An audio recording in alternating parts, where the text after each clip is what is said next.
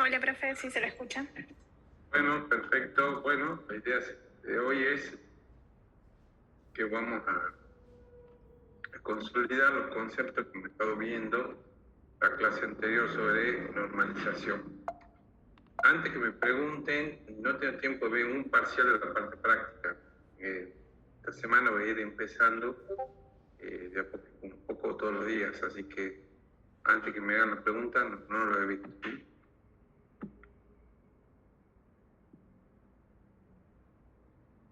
Bueno, preguntaban la puntuación de asistencia, su compañero tuvo la amabilidad de pasarla. Bueno, recuerden que tienen hasta las 4 de la tarde para ponerse la asistencia. ¿Alguna duda, alguna inquietud antes que empecemos con los contenidos de hoy?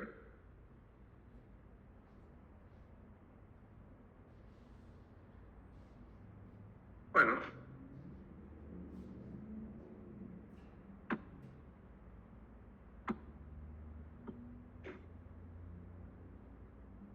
Paso a compartir mi pantalla.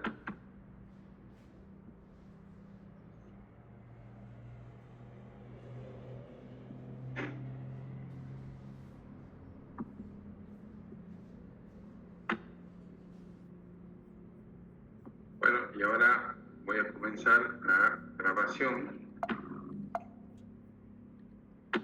Recording in progress.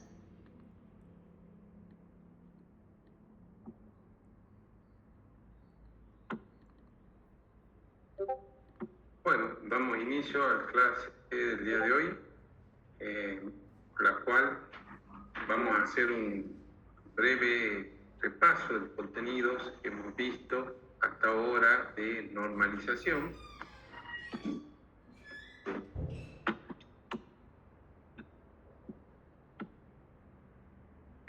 Bueno, recuerden que la normalización es una técnica para producir un conjunto de relaciones con una serie deseable de propiedades partiendo de los requisitos datos para una noción. Esta es una definición que nos dan estos autores, Connolly y Beck. Los dos objetivos fundamentales de la normalización son reducir al mínimo la redundancia de la información y evitar las anomalías en los procesos de actualización, tanto en la inserción como en la modificación, como en la eliminación de filas o tuplas de una tabla o de una relación.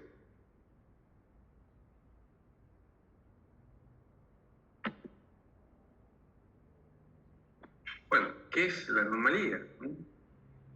La anomalía es un estado inconsistente, incompleto o contradictorio de una base de datos, conforme lo define este autor, Ricardo, y una tabla o una relación puede contener una estructura que no sea eficaz ni apropiada para evitar tanto las anomalías en el proceso de actualización, modificación o eliminación de filas o tuplas, o para evitar redundancia de la información, y la redundancia nos lleva a otro problema que puede ser la inconsistencia.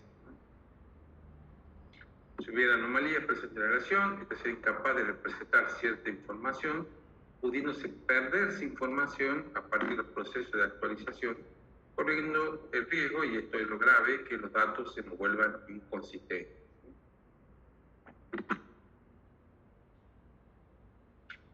La tipificación de las anomalías, tenemos las anomalías de inserción. Ocurre cuando no se puede ingresar una ocurrencia hasta que tenga un hecho adicional acerca de otra entidad, normalmente previsto en otra tabla. O sea, no vamos a poder insertar un hecho hasta que no ocurra otro hecho adicional. Normalmente esto es por una construcción inadecuada de la base de datos de la tabla. La anomalía de modificación ocurre cuando se modifica un valor y no se verifican todos los valores ingresados que finalmente son consolidados en la base de datos, y nos puede representar a que una ocurrencia se modifica en una parte y no en otra, y eso nos dé alguna inconsistencia en la información. La anomalía de eliminación ocurre cuando se elimina una tupla o un valor especificado, y este hecho afecta a otras entidades que no debería afectar.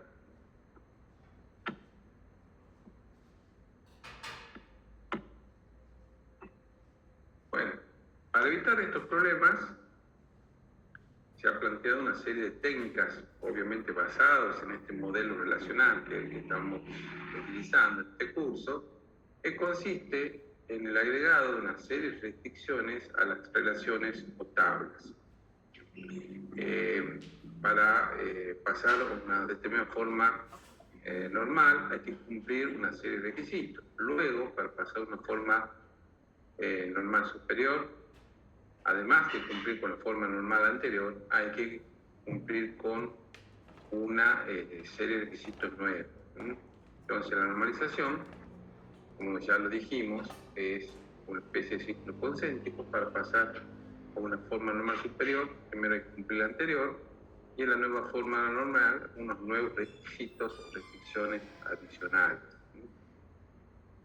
Entonces, de esta manera, una relación se encuentra en una determinada forma normal, además de haber pasado por la anterior, y se satisface un determinado conjunto específico de restricciones para esa forma normal. Bueno, existen por lo menos 6 formas normales, pero ya también habíamos destacado anteriormente que cumpliendo con las 3 primeras formas normales, una tabla ya tiene un grado bastante razonable de normalización, aún sabiendo que todavía pueden existir problemas, pero suelen ser mucho más raros. Hasta la tercera forma normal, una tabla o una relación basada en este modelo relacional, aclaro una vez más, ya tiene un grado bastante razonable de normalización. Bueno, acá tienen la teoría de los ciclos concéntricos. En la parte blanca están todas las relaciones posibles. Y después, para ya empezar a entrar a la normalización, hay que empezar a cumplir las formas normales anteriores. Primero, la primera parte, el primer escalón, va a ser la primera forma normal. Y ahí, una vez cumplida la primera forma normal, vamos a pasar a la segunda escalón, a la segunda forma normal. De ahí a la tercera. De ahí a la forma normal de Boyspot, que tenemos una redefinición de la tercera forma normal. Después continúa la cuarta forma normal y la quinta forma normal.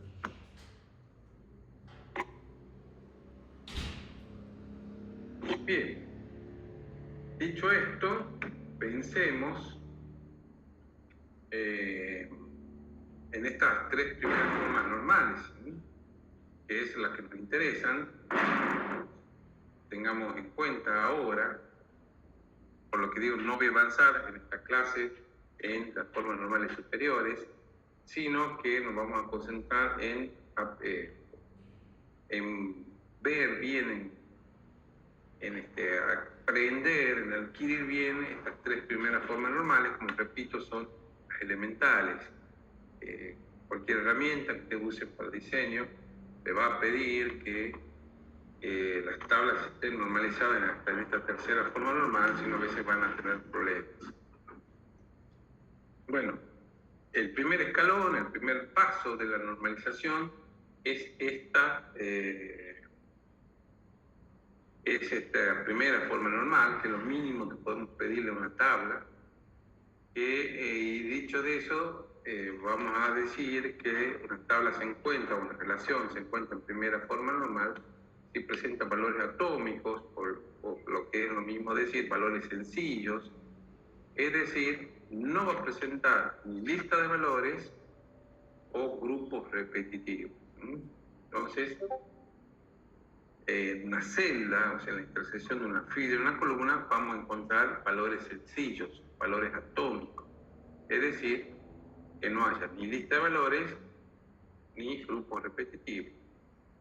El primer caso sería que en una celda, o sea, en la intersección de una fila y una columna, encontremos más de un valor. Esa sería la forma obvia, la forma evidente de aplicar la primera forma normal. Cuando en la intersección de una fila y una columna, en una celda de cualquier tabla, encontramos más de un valor. Encontramos 2 o más valores, la primera forma normal se encuentra violada. Una forma no tan evidente, pero igualmente violatoria de la primera forma normal, es la presencia del grupo repetitivo. O sea, que ustedes van a encontrar en la intersección, si bien en la edición de fila de una columna, aparentemente ustedes encuentran un valor sencillo, pero esto es expensa de repetir columnas, tener un grupo repetitivo, tener varias columnas de que se refieren a lo mismo. Varias columnas que se refieren a un mismo atributo.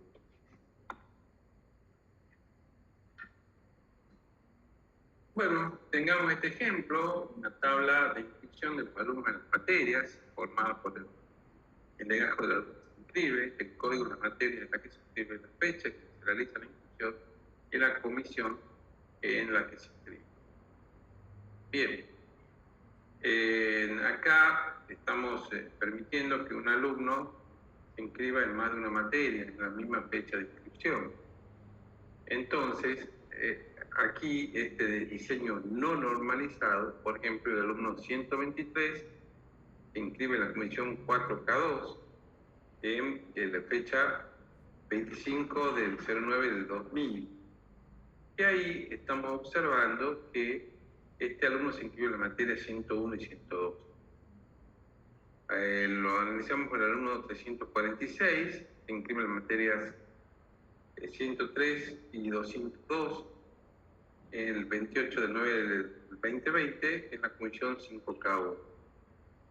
El alumno 789 se inscribe en una única materia, el día 29 del 9 del 2020, la comisión 5Q1.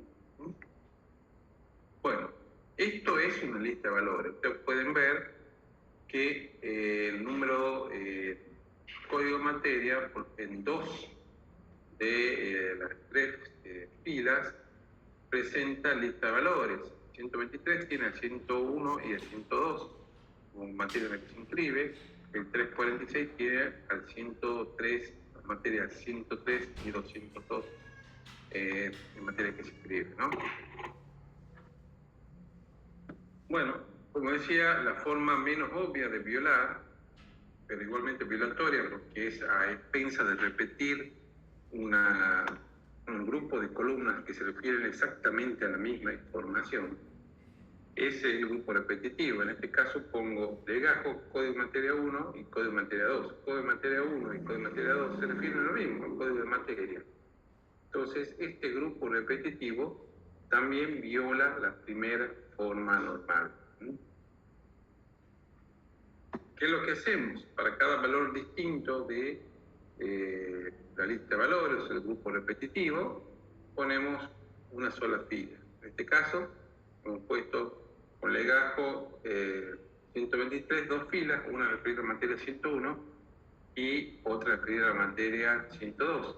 Lo mismo hemos hecho con 346, una fila referida a la materia 103 y otra fila referida a la materia 202. Entonces, de esta manera hemos eliminado cualquiera de los dos casos anteriores que hemos planteado. Lo vuelvo a mostrar. En este caso, con la presencia de la lista de valores, o sea, más de un valor, en este caso en el código de materia. En este otro caso, también tal vez parece menos evidente, porque ustedes no ven en la expresión de una fila en una columna una lista de valores, pero sí lo hacemos a expensa de repetir una columna que se refiere a lo mismo. En este caso, tenemos código de materia 1 y código de materia 2. Y bueno, y la solución es la misma en cualquiera de las dos hipótesis, es poner por cada elemento que integra la lista de valores o el grupo repetitivo una sola fila. ¿Alguna otra solución se les puede ocurrir a ustedes para eliminar la lista de valores o el grupo repetitivo? ¿Qué opinan? Además de estas que acabo de estar mostrando yo.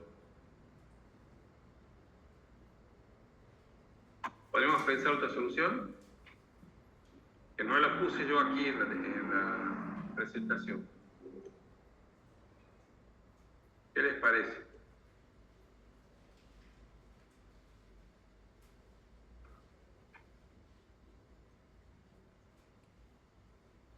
Por el chat también.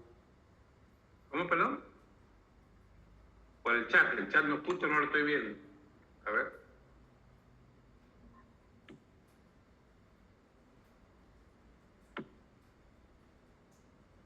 Me dicen hacer una tabla extra. Señor Palacio, ¿cómo sería entonces la tabla extra?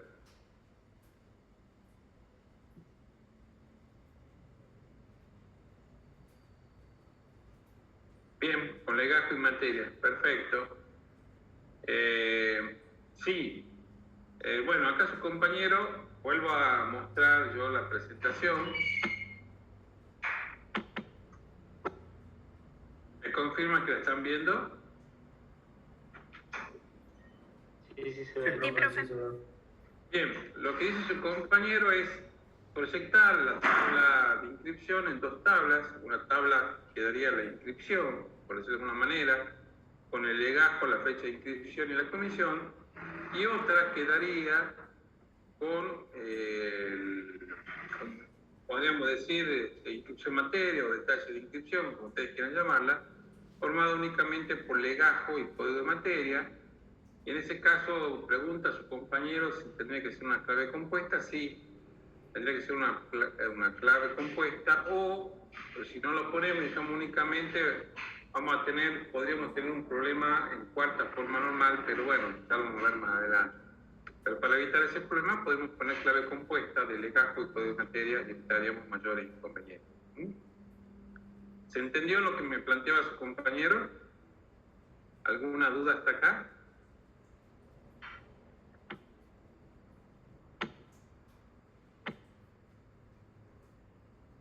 Bueno, continuamos entonces. Entonces, repito, en primera forma normal, lo que tenemos que tener que la intersección de una fila y una columna tengamos un valor sencillo, un valor atómico, un solo valor, y esto se viola de dos maneras. La forma obvia, evidente, es tener más de un valor en una intersección de una fila y una columna, esa es la llamada lista de valores, y la forma menos obvia, pero igualmente violatoria de la primera forma normal, es el grupo repetitivo, por medio del cual tenemos varias columnas que se refieren a la misma información. Bueno, para poder ya presentar entonces la segunda y tercera forma normal, tenemos que ver este concepto que es fundamental para comprender la normalización y el concepto de dependencia funcional. Ya lo habíamos definido en la clase anterior, volvemos a presentarlo. Sean A y B atributos de una misma tabla, de una misma relación denominada R, vamos a decir que B es funcionalmente dependiente de A y se escribe o se denota A implica B, si todo valor posible de A tiene asociado un único valor de B. Dicho de otra manera, el valor de B depende del valor de A. El valor de A determina el valor de B, o el valor de B es funcionalmente dependiente del valor de A. Entonces, el valor de un atributo determina el otro. Eso quiere decir, el valor de A determina el valor de B.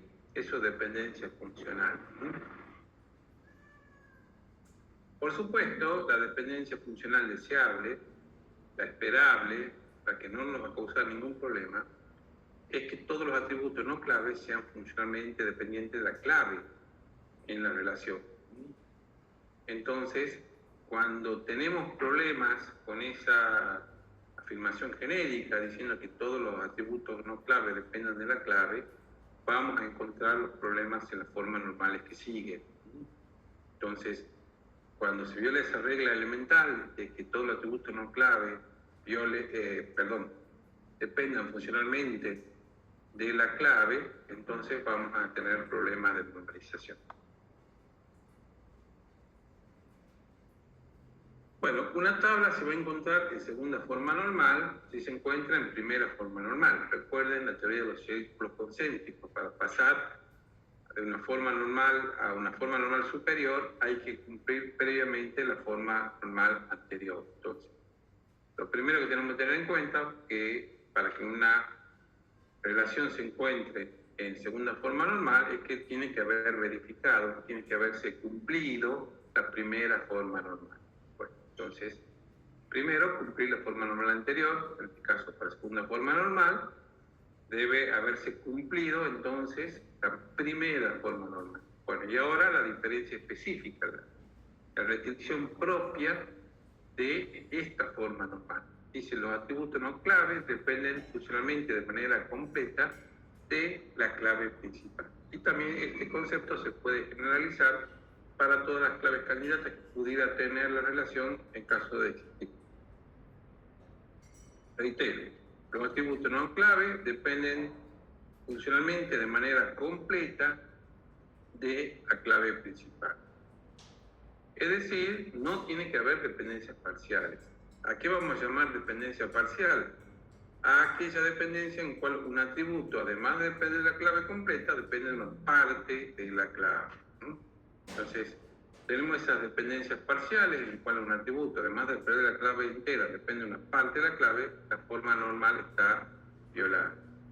Desde un punto de vista práctico, ¿cuándo hay problemas en una forma normal? Cuando la clave está formada por atributos compuestos, o sea, por más de un atributo. Porque si la clave está formada por un único atributo, entonces todos los atributos no clave dependen de ese único atributo, entonces dependen completamente de la clave primaria formada por un único atributo. Entonces si la clave está formada por un único atributo, problema de segunda forma normal no hay. Entonces solamente reitero, lo van a encontrar cuando la clave es compuesta y pueden encontrar que un atributo, además de depender de la clave completa, depende también de una parte de la clave, como vamos a ver a continuación.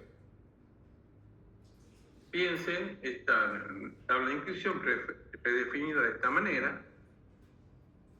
La clave está formada por la conjunción del legajo y el código de materia, que es la clave compuesta de la tabla de inscripción. Y además de la clave compuesta, legajo y código de materia, tenemos los atributos apellido y nombre del estudiante, la denominación de la materia en la que se inscribe y la fecha en que ocurre la inscripción.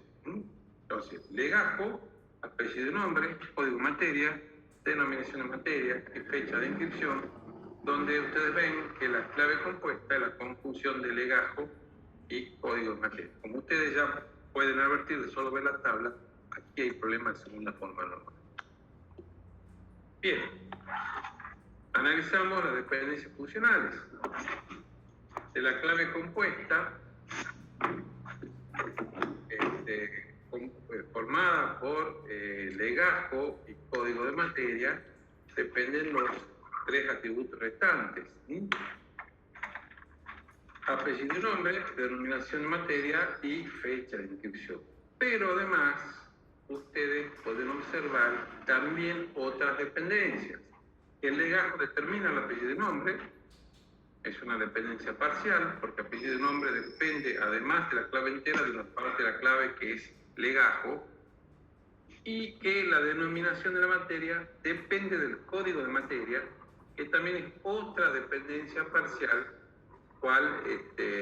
por lo cual es un atributo, en este caso la denominación de la materia, depende también del código de materia. ¿Alguien me puede explicar qué problema me ocasiona estas dependencias parciales? ¿Qué problema existe acá? Ya sabemos que está violando la segunda forma normal, pero ¿cuáles son los problemas? Vuelvo a la tabla anterior, esta solución. Vuelvo acá. ¿Qué problema existe en la tabla? Sabemos que se encuentra violada la segunda forma normal, pero ¿qué problemas plantea? ¿Cuál es lo que pretende evitar la segunda forma normal? La duplicación de datos. La duplicación o redundancia en la información es totalmente evidente. Ustedes ven que en dos filas, cuando lo pongo al legajo 123, estoy poniendo el apellido y nombre. Lo mismo puede ocurrir si ustedes ven el nombre de la materia. Por ejemplo, el nombre, la denominación de la materia proyecto está dos veces. La diseño de sistema está dos veces.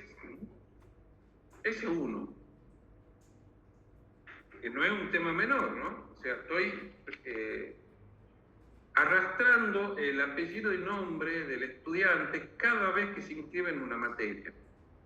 Y lo mismo ocurre con la denominación de la materia. Cada vez que un alumno se inscribe en esa materia, estoy arrastrando la denominación de la materia, lo cual también ocasiona redundancia o duplicación de la información. ¿Pero ese es el único problema?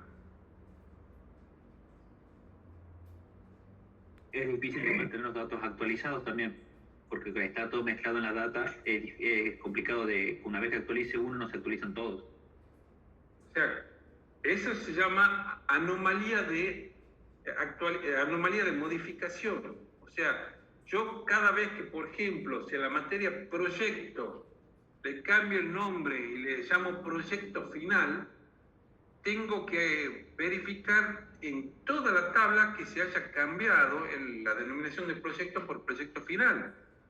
Porque si queda algún registro sin modificar, ya además del problema de la redundancia de la información, llego a otro más grave aún, que es la inconsistencia. ¿Cuál es el dato válido? ¿Proyecto o proyecto final? Lo voy a saber. ¿Me siguen? Eso se denomina anomalía de actualización. De modificación. ¿Qué otras anomalías con respecto a los procesos de actualización hay, en particular con la inserción y con la eliminación? Ya nos dijimos cuál es el problema con la modificación, que su compañero lo planteó muy bien. ¿Qué pasa con insertar? ¿Puedo insertar un alumno sin inscribirlo en una materia?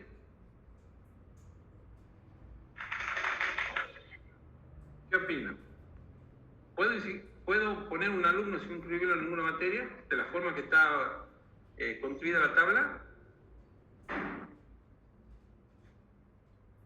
No. No. Para inscribir un nuevo alumno tengo que forzosamente inscribirlo en alguna materia. Y si lo ven desde el punto de vista de la materia, pasa lo mismo. No puedo dar de alta una nueva materia sin al mismo tiempo que algún alumno se inscriba en ella. Entonces no puedo dar de alta una materia sin que un alumno se inscriba en ella. Esa es la anomalía de inserción. Y lo mismo pasa cuando cuando elimino. El último caso que nos consideraba ver. Si yo elimino la materia en la cual un alumno es el único inscrito en esa materia, no solo elimino la materia, sino además lo elimino al alumno.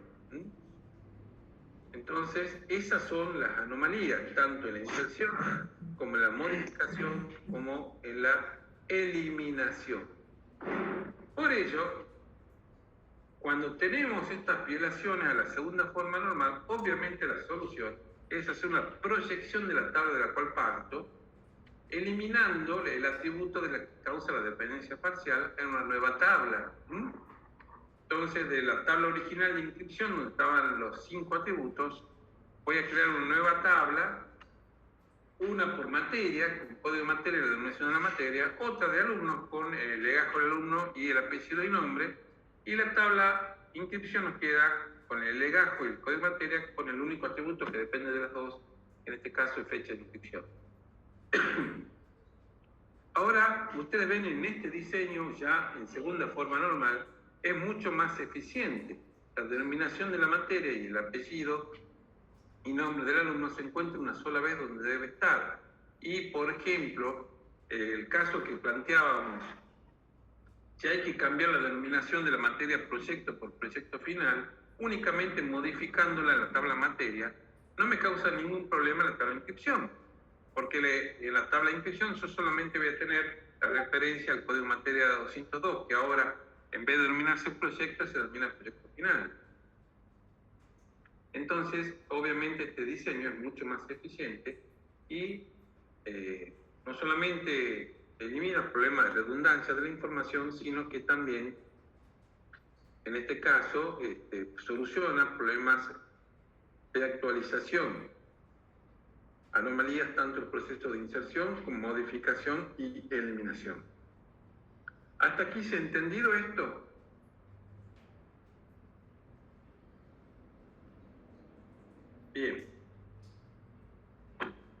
y para concluir con lo que queríamos que repasemos en la clase de hoy, es el tema de la dependencia transitiva. Y bueno, el concepto de transitividad, ustedes ya lo saben, si X determina Y y Y determina Z, entonces de manera transitiva, X determina a Z. Bueno, para definir la tercera forma normal, la tabla debe encontrarse en la segunda forma normal. Reitero otra vez más este concepto fundamental de normalización, que para pasar a una forma normal superior hay que cumplir con la anterior.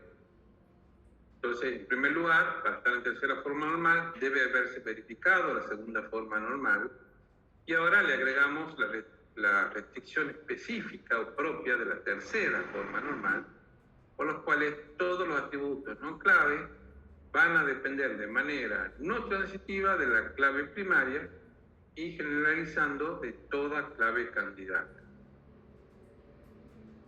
Lo que quiere esta tercera forma normal es que no exista dependencia entre atributos no claves. Si hay dependencia entre atributos no claves, quiere decir que hay algún atributo que además de depender de la clave principal en forma directa, depende también de manera transitiva por medio de otro atributo no clave. Entonces, si encontramos esa dependencia entre atributos no clave, entonces la tercera forma normal se encuentra violada. Ponemos este ejemplo. Sabemos que una comisión se dicta en un único turno. O sea, la comisión está determinando el turno. O sea, sabemos que la comisión, por ejemplo, el ejemplo que ustedes tienen en la pantalla, la 3K2 se dicta a la tarde, la 4K3 se dicta a la noche y la 4K1 se dicta a la mañana. Entonces, cualquiera sea los alumnos que se inscriban en una comisión, el turno no va a cambiar, va a permanecer inalterable, porque el turno depende de la comisión. Entonces, si analizan las dependencias funcionales, el legajo depende del apellido y nombre, la comisión, el turno y la fecha de inscripción, pero además se encuentran que la comisión determina el turno y esa es la dependencia transitiva que estamos violando. Por supuesto, la solución es sacarlo al atributo transitivo, la tabla de inscripción, y nos va a quedar con legajo, apellido, nombre, comisión y fecha de inscripción, y la tabla comisión, la comisión sería la clave, que me olvidé de indicarlo ahí, y el turno como el atributo de cual depende comisión. Obviamente, ustedes pueden advertir que en este ejemplo van a estar repitiendo el turno, que es único por comisión, cada vez que un alumno se inscribe, con una obvia redundancia de información. Tal vez este ejemplo no sea tan dramático, pero bueno, creo que la clase pasada ya lo habíamos planteado al ejemplo del código postal, por ejemplo en el padrón electoral. Me hacen acordar, vimos el ejemplo del código postal en el padrón electoral. Hablamos un poquito de eso, ya que estamos en época de elecciones.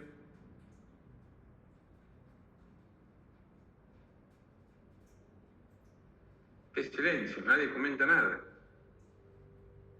Bueno, por las dudas, lo hayamos visto o no, el ejemplo es muy gráfico. Ustedes saben que el padrón electoral, además del número de DNI, necesitamos el apellido, nombre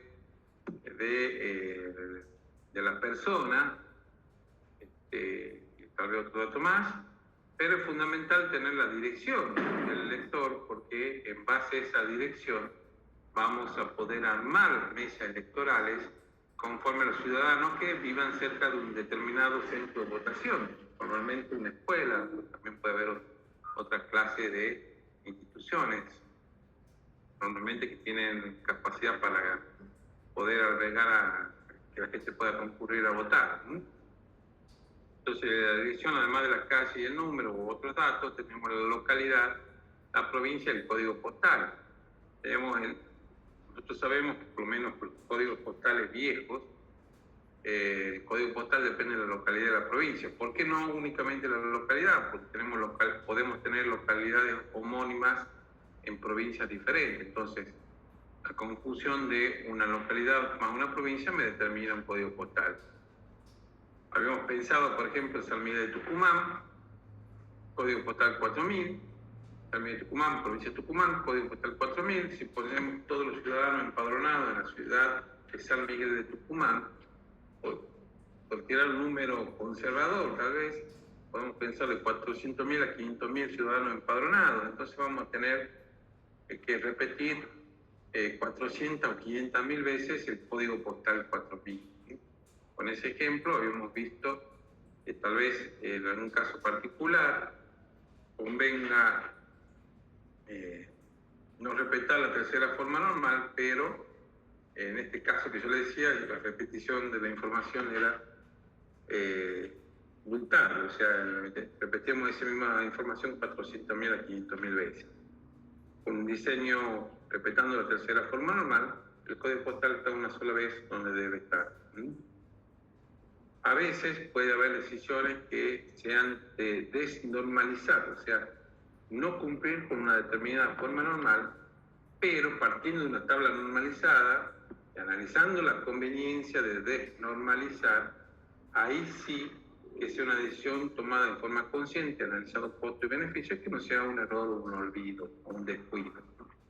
O sea, a veces podemos decidir no normalizar en determinada forma normal, pero que sea siempre una decisión tomada en forma consciente, analizando costos y beneficios. A veces una pequeña duplicación de la información la puedo manejar. Piensen, si yo tengo, volvamos al ejemplo del código postal, tengo una tabla de empleados de la empresa y tengo 30 empleados, tal vez me sea más costoso mantener la tabla de código postal por 30 empleados que repetir la información del código postal. A veces puede ser inconveniente. Entonces, en ese caso, pero es una decisión que la tomé en forma consciente, en forma totalmente deliberada. O sea, llegué a normalizar y decidí desnormalizar en un cierto punto por un análisis de costo-beneficio.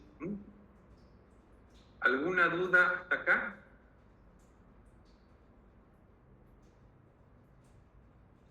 No, profe. No, profe.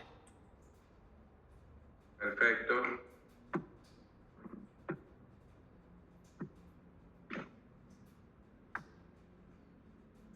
Recording stopped. Bueno,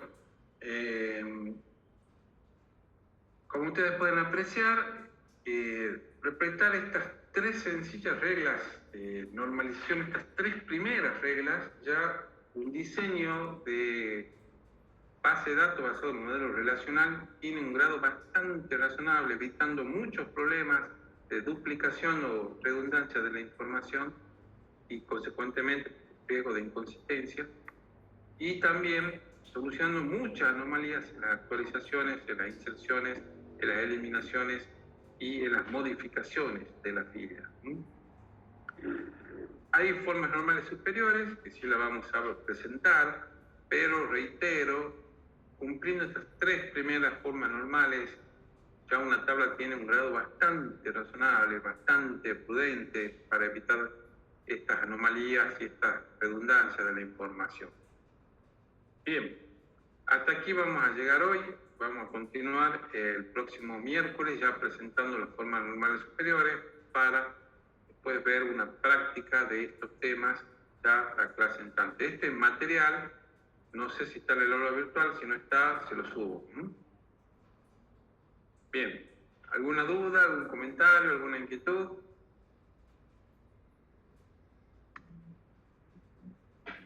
Bueno, sí. Bueno, ahí su compañero pasó la contestación de la asistencia que estaba solicitando. Entonces, reitero, vean por favor el tema de las formas normales, por lo menos estas tres primeras hay que tenerlo muy claro. Un buen diseño de base de datos basado en modelo relacional requiere el cumplimiento de estas. Usted ve que son reglas muy sencillas, pero un buen diseño, respetando estas reglas, te va a evitar muchos dolores de cabeza después. Bueno, que tengan muy buenas tardes. Profesor, yo entré tarde, ¿dijo algo de las notas? No, no las tengo todavía.